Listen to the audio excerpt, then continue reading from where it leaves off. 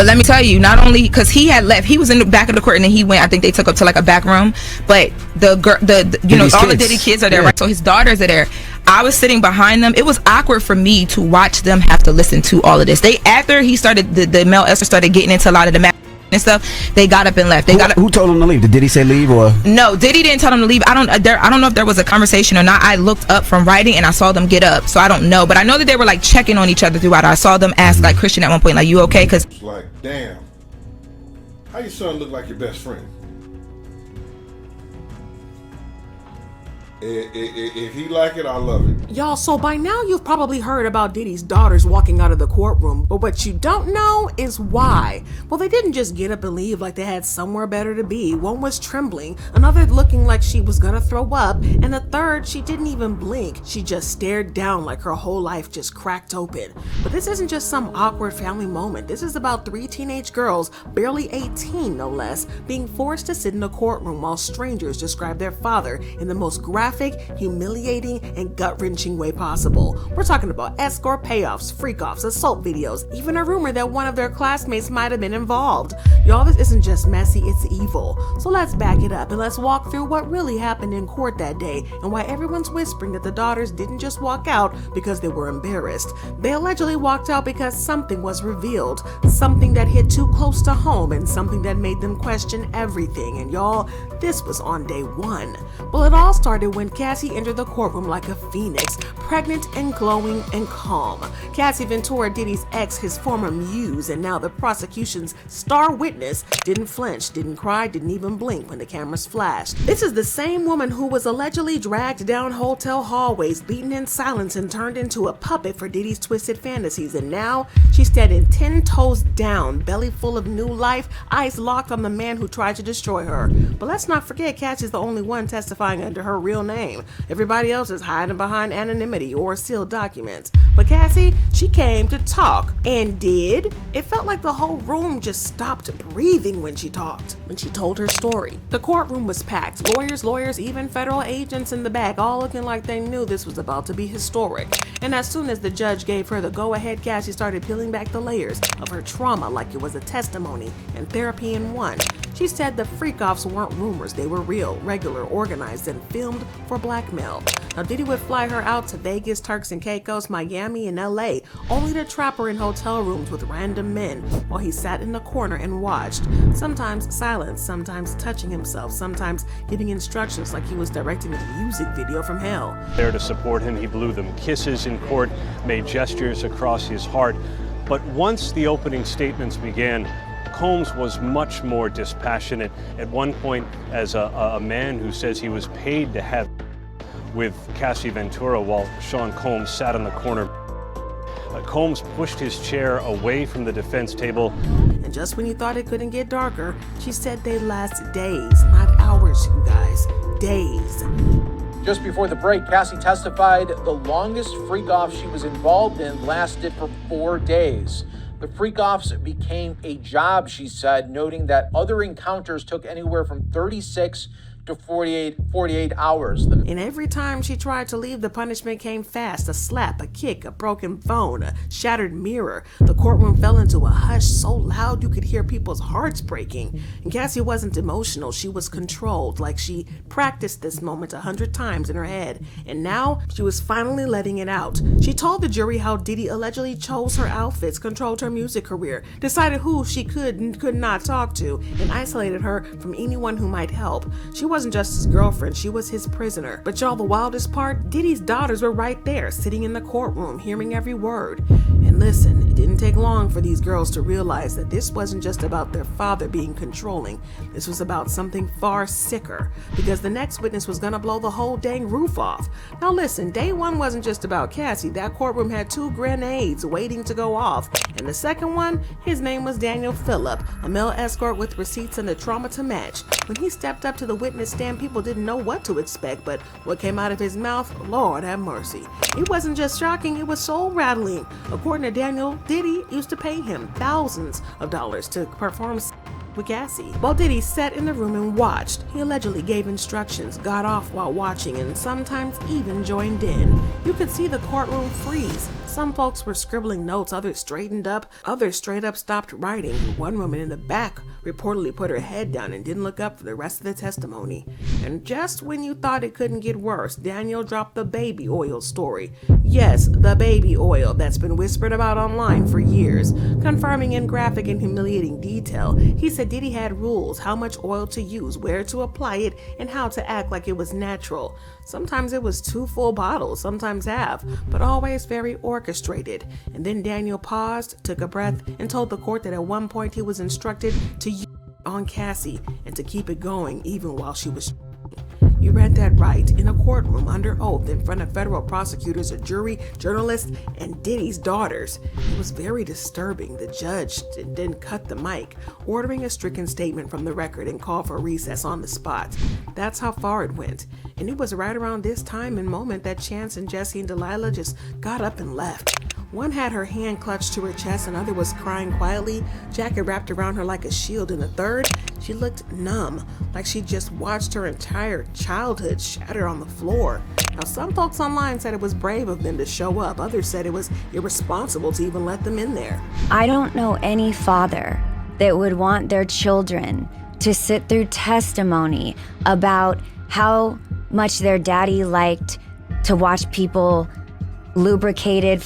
But here's where it gets even more twisted. Daniel told the court that sometimes Cassie would ask for these acts to happen, but he didn't believe it was real. He said it felt scripted, like she was told to say it, maybe even threatened.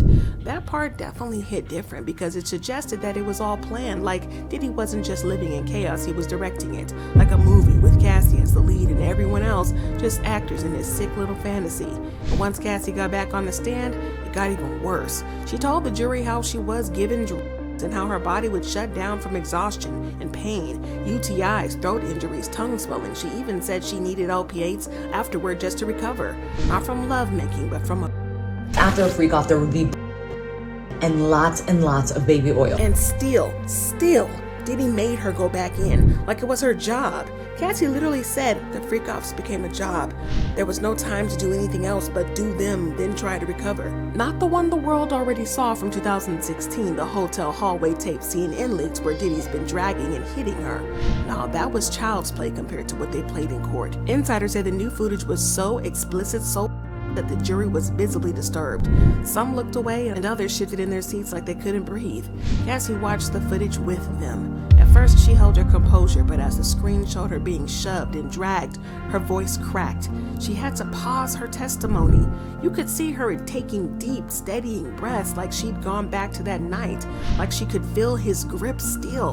And Diddy sat stone-faced like he wasn't even about him. At one point, Cassie looked right at him and the whole courtroom tensed. Everyone felt it, that moment where Survivor meets during the there's no power left. She said Diddy told her these sessions made her special and that he was sharing her as a privilege. He would tell her no other woman could handle this kind of love. She said she believed him because when she met him, she was a naive teen and he was 37. He didn't just groom her, he trained her. Cassie admitted she loved him back then, said when he flirted with other women, she got jealous. So when he asked her to do freak-offs, she thought maybe if she just gave him what he wanted, he'd stay faithful. But if you ask me, that's the sickest part of it. This wasn't a woman who wanted the spotlight. This was a woman who wanted to be loved, and instead, she got broken down and too scared to leave him for over a decade. For those who like to stupidly comment, well, why didn't she leave? She said she didn't have the resources and she didn't feel safe to do so. In her own words, I understood Sean's capabilities, his access to guns, and the threats that he made prior to that. Later, Diddy not only threatened to have her freak-off tapes released, but that he would harm not only her, but also Kid Cudi, which I'm sure you know he's very capable of doing so. Cassie said he told her that he wouldn't be harming her and Kid Cudi with his own hands, and it would happen when he was out of the country. And the court really felt it. The jury leaned in and reporters stopped typing. Even some of Diddy's own supporters in the room looked like they had been hit with the truth too. Just too heavy to carry it. And let's not forget his daughters were still there. And not just them, his whole family was lined up in that courtroom. Mama Janice sat stone-faced, his sons, Quincy, Justin, and Christian, watched with tight jaws, trying to hold it together while the walls around them crumbled. At this point, no one even knew why. Was it to support him, to hear both sides, to be the family photo Diddy's team needed in court? Whatever the reason, the impact was the same. They weren't just hearing rumors, they were living the proof. Every detail Cassie dropped was another weight crushing the fantasy they grew up with, that their dad was powerful, glamorous, and unstoppable. But the man Cassie described wasn't a mogul, he was a monster. By the end of the day, even the toughest courtroom regulars were shaken, and Diddy's daughters, they'd already walked out twice. But what came next? That's what sent them running again. And this time it wasn't just the escort's testimony, it was Cassie confirming every horrifying thing he said, and then adding more. She spoke about being dragged by her hair, slapped across the face, and screamed at for not performing right, and then being forced to watch Diddy have sex with other women and sex workers. And that was the moment it all came undone. Insiders say the daughters looked like they couldn't breathe. One had tears rolling down her face, another kept looking over at her grandma like she was begging for permission to leave. The youngest, she just stood up and walked out. Head low, eyes on the floor, her sisters followed seconds later, and this time, it didn't come back. Twitter lit up like it was New Year's Eve. People were asking why on earth were they even there in the first place? Why make children, because let's be honest, that's what they are, sit through this level of trauma? One tweet read, I wonder if he protected his own children while abusing other people's. Another said, sad that they have a as a father, wonder if he also beats them like he did Cassie. While others commented on a feeling that imagine finding out that your dad might have filmed your classmate doing freak-offs with Cassie. And here's where it got real messy, because that's not just dramatic tweets. There's a rumor that's already swirling online that one of the young people involved in Diddy's twisted parties may have actually gone to school with his daughters. Let that sink in. And when you look at how massive Diddy's inner circle was, his handlers, assistants, bodyguards, stylists, you really start to see that it's not even that far-fetched. Like, he ran his empire like a kingdom, and everybody in it played by his rules or got shut out. And it's no secret that he liked them young, much too young. Industry and whispers say it wasn't just Cassie he promised fame to, it was boys as well, up-and-coming talent. He told them that they were special just like he told her. So even if one of the girls in court today learned that someone they knew was dragged into the same nightmare, it wouldn't just be embarrassing, it would be soul-crushing. And then came the TikToks, edits showing the girls smiling at prom just days later, paired with audio from the courtroom testimony. People started wondering, are they even okay? Or are they masking the damage behind gowns and glam? Even legal experts weighed in, calling the daughters collateral damage in a very public reckoning. One attorney said, if these allegations are true, it's unimaginable to think what it must be like to see your parent depicted in this way. It was no longer just a case about Diddy and Cassie, it was about the ripple effect, the generation that never asked to be a part of the story, now living in the debris. Now let's talk about Diddy's team trying to spin this disaster like it was just a bad breakup. Because y'all, they didn't just come to fight fire with truth, they brought a gaslight and a fan. His lawyer said that this wasn't about trafficking or coercion. According to them, this was just two exes stuck in a messy love triangle, a relationship gone sour, as if 10 years plus of alleged freak-offs and secret footage was just some ordinary celebrity breakup.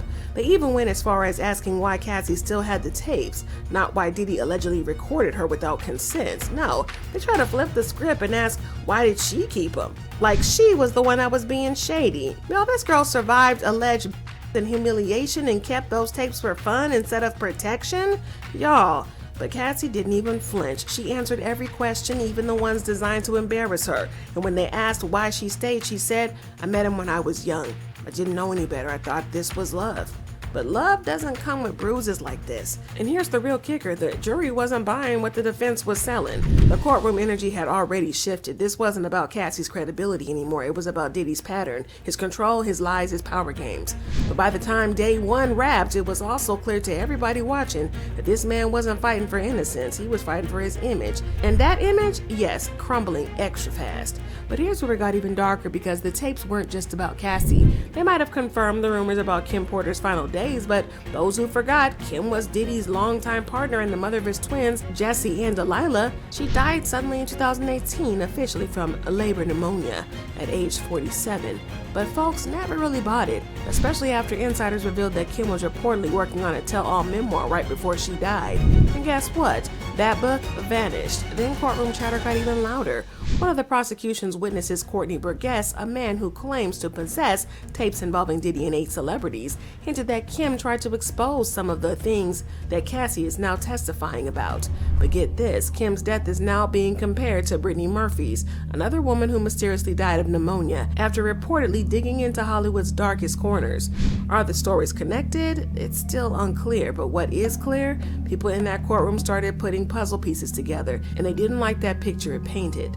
Diddy had something to do with the death of his ex-partner and the mother to his children, a woman named Kim Porter. Now, what happened was she mysteriously died of pneumonia at the age of 47. Not the typical way that a 47-year-old goes out, especially just when they are about to publish a tell-all book on their very famous ex. Because if Kim really knew what was going on, she might have died trying to protect her daughters from the same fate. Then the trial got even wilder. Toward the end of the session, rumors started flying that sealed evidence had been introduced. Private depositions, confidential statements, the kind of stuff that not even the press could touch. And what was allegedly in it? Whispers that Diddy might not be the biological father of all his children.